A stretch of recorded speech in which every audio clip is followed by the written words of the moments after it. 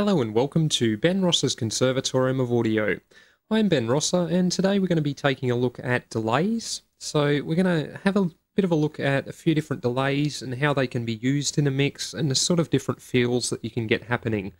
We'll also have a quick look at a couple of little tricks that you can use to help make your delays stand out and to help get a little bit more control over the sort of sound you're getting from them.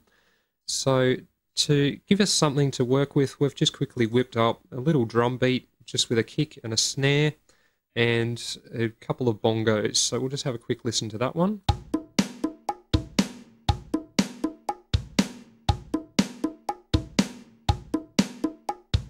So as I said, something fairly simple and just keeping it fairly clean so that we can hear what the effect of the delay is.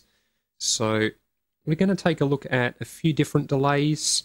The first one we're going to have a look at is known as an echo, which is basically a single repeat, which is typically in the range of 50 milliseconds to 1 second.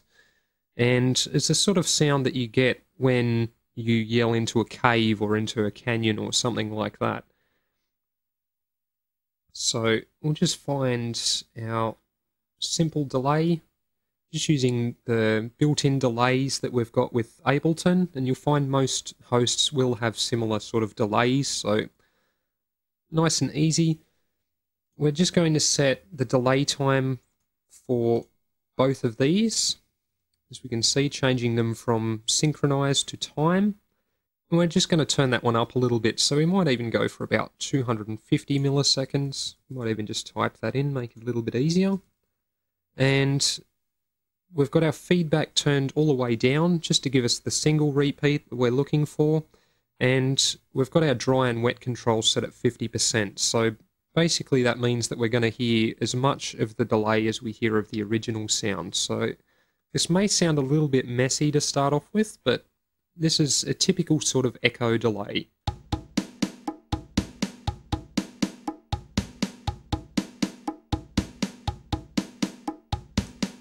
So as you can see, it's basically just repeating each of the drum hits.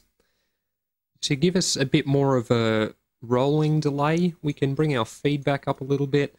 You'll find in most cases with most delay units, every 20% of feedback that you add will tend to give you another fairly solid repeat in the sound. And to prevent that sounding too messy, we're just going to bring our dry and wet control down a bit. So we'll have a listen to how that sounds with the feedback turned up.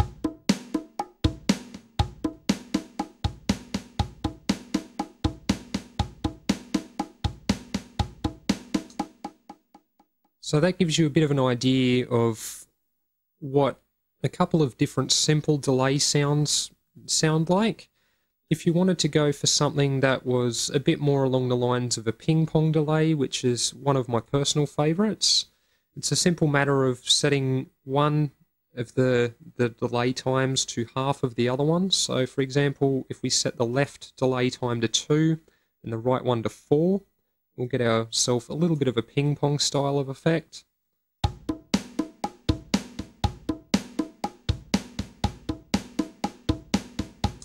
As you can see, the delay bouncing from the left to the right and back again, which can be quite good, especially when you're dealing with things such as congas and bongos and percussive elements. It can help widen them up and add a little bit of space and depth quite nicely.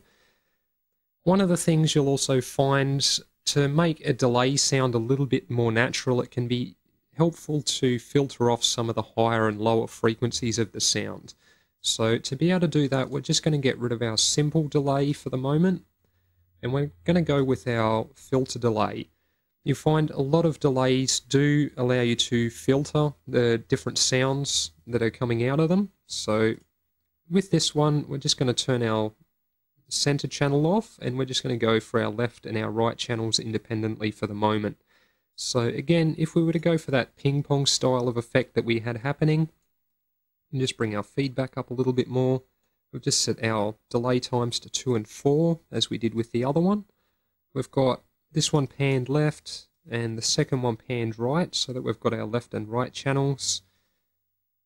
And we've also got independent volume controls for each of these delays as well as our dry output control. So a little bit more powerful than the previous one.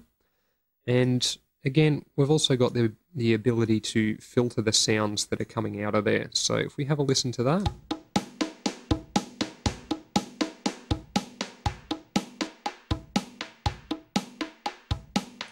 You can see it allows us to really control the sort of sound that we're getting.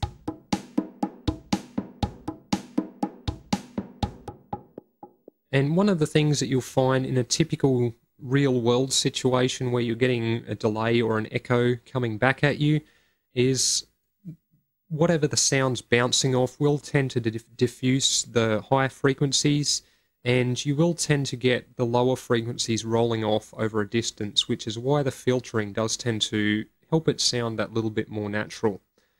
So there is a couple of other techniques that you can use to really make your delays stand out that little bit more. So what we'll do, we'll just delete that delay, and we're just going to set up a delay on one of our return channels. So we're going to send some of our drums to our A return, as well as our dry signal coming straight out of our drum channel there. As we can see, getting signal in our A return channel. So to have that little bit more control, one of the ways that I'd normally set up a typical delay is to firstly add an EQ, followed by the delay. We might just go with a simple ping pong delay, and also a bit of compression to be able to control the dynamic range of the delay after it's come out of the effect. Because we're using this delay on a return channel, we'll turn this one all the way to wet, as we've got our dry signal coming out of the main drum channel. So we don't need any of the dry signal in our return channel.